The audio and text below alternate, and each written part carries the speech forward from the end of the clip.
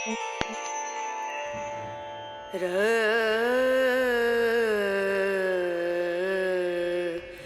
No බුදු වෙන්න කියලා. එහෙම ගැස්තේ බෑදුවොත්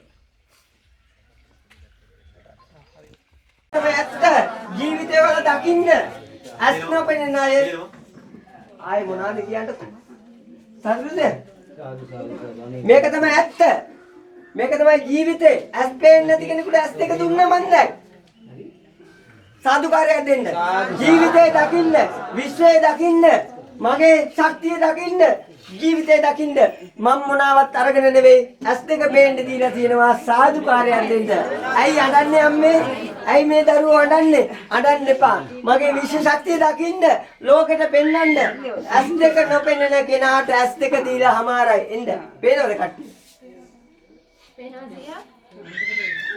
සාදුකාරයක් දෙන්න මේක තමයි ඇත්ත ජීවිතේ දකින්න මං අද මිහිදන් වෙලා මහ පොළොවට පස් වුණත් මගේ ජීවිතේ රැකලා දීලා තියෙනවා සාදුකාරයක් දෙන්න මේක තමයි ඇත්ත මේක තමයි ජීවිතේ ඕක තමයි දෙත් දෙක දුන්නා ඇස් දෙක දුන්නා දැන් පේනවද හොඳට පේනවලු සාදුකාරයක් දෙන්න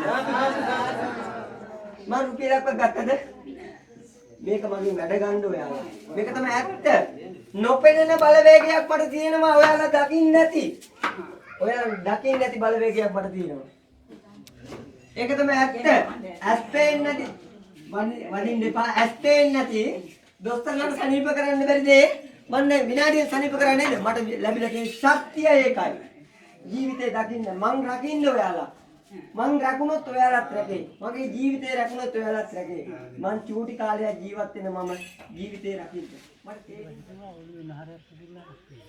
නහරය පුපුරලා ඇස් පේන්නේ නැහැ කියලා කිව්වා ඔව් ටීඩී ස්කෑන් 6-10කට නුරලි තරංග ගියා එතකොට මාමාගේ නහරය පුපුරලා කියලා තමයි කිව්වේ එතකොට දොස්තර මහත්තයලා කිව්වා මේක ඇස් දෙක පේන්නේ නැති වෙයි මේ නහර පුපුරපු නිසා කියලා අද දවස් සතුටුද මාස කීයක් ඇස් දෙක පේන්නේ නැතුව හිටියද? මාසෙකමාරක් ඇස් දෙක පේන්නේ නැතුව හිටියේ. දැන් ඇස් දෙක පේනවද? හොඳටම පේනවා.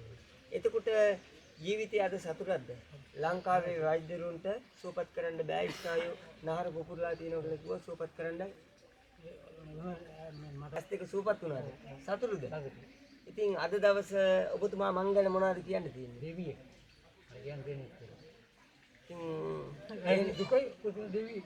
ඒ නිසා බොහොම සතුටුයි අඬන්න එපා ඔබතුමාට මන් දීපු මේ තෙල් බින්දුවේ සුවපත් භාවය ලැබලා දැන් ඇස් දෙක පේනවද හොඳටම පේනවා ඔබතුමාට අද දවස සතුටක් ජීවිතේ දකින්න තිබ්බ නේද මේක බොරු දේවල් නෙමෙයි නේද ඔබතුමාගේ දරුවෝ ඇවිල්ලා ඉන්නවා ඔබතුමාගේ මේ පරම්පරාවම ඇවිල්ලා ඉන්නේ ඉතින් අද සතුටුද ජීවිතේ සතුටුම දවස කවද්ද අද දවස ඔබතුමා ජීවිතයේ සතුටුම දවස අද නම් ඔබතුමා මතු බුදු වේවා කියලා දෙවි කෙනෙක් කියලා මට කිව්වා.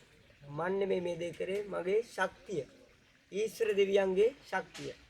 ඌව පළාතේ වීරු ආසනේ මීගහකුඩ කොට්ටාසේ ධාතු මහා පෙරහැර පොසොන් මාසයේ 11 වෙනිදා. ඔබතුමාගේ ඒ දරුවන් ඒ පෙරහැරට දායකත්වය ලැබලා දුන්නා වගේම තමයි ඔබතුමා අද සුවපත් නේද? දරුවෙක්ගෙන් විස්තරයක් ඇහුවොත් සතුටුද? ඔව් මම ගිය සතියේ තමයි මෙහෙට ආවේ මේ ආරංචිලා මේ දේවල් ගැන බලාගෙන යන්න. බලාගෙන ගියාට පස්සේ මට මම කිව්වා සීයව ගෙන්නන් එන්න මේ සතියේ මම සනීප කරලා දෙන්නම් කියලා. ඊට පස්සේ තමයි අද දෙ ගෙන්නන් ආවේ. එනකොටත් අපේ ඡායාවට තමයි යා පාරේ ඇවිදගෙන එන්නේ. අපි ඉතින් පාරට අයිනට දාගෙන අපි ගෙන්නන් එනවා. ඊට පස්සේ දෙයියන්ගේ පිටින් මේ බලෙන් දැන් ඉස්තක හොඳට පේනවලු. ඇත්තටම පින් සිද්ධ වෙන්න ඕන ගුරුනාන්සේට ඒ කරපු දවුවට. මොකද ඇත්තටම ගෙදර තිබ්බ අර අපේ අතපය කඩලා දැම්මා වගේ මෙහා ගස් එක පේන්නේ නැතුව ගියේ. ඒක ඇත්තටම අනන්ත වාරයක් බුදු වෙන්න ඕනි. බුදු වෙන්න ඕනි මේ කරපු. ඇත්තටම මේ හාස්කම ගැන පුදු වෙනවා.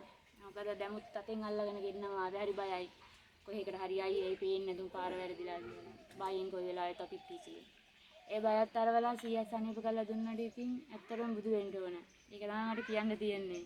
මේ ආස්කම ගැන. එයාලා හොස්පිටල් එකෙන් අපිට කිව්වේ මෙයාගේ නහයක් මෙයා වෙලා තියෙන්නේ. කියලා දැන් මාස දෙකක් තුනක් බෙහෙත් කරනවා ඉතින් ඇත්තක පේන එක නම් මම ඉතින් මොලේකුත් දානවා. අඩුවක් තිබුණ නැහැ අපිට. මට විශ්වාසයක් තිබ්බා. මොකද මම දෙයියන් බුදු විශ්වාස කරනවා. අර විශ්වාසයක් තිබුණා. මොකද මම ආවම මේ ගිය සතිය ආවේ. මම මෙතනින් එළියට ගියේ මම අනිවාර්යයෙන් මෙතන ගෙන්නන් ඇවිල්ලා මම සුව කරගන්නවා කියලා. අද ගුරුනාන්සේට මම පින් දෙනවා. බුදු වෙන්න ඕන ඇත්තටම. ඒ කරලා දුන්න දෙයට. මට විශ්වාසය 100%ක්ම විශ්වාසයි. මොකද හිටපු තත්ත්වය දන්නේ අපි. ඒ නිසා මට විශ්වාසයි ඒක. මොකද කවුරුත් නෙමෙයි දන්නේ ගෙදර හිටු අපි දන්නේ හිටියේ කොහමද කියලා.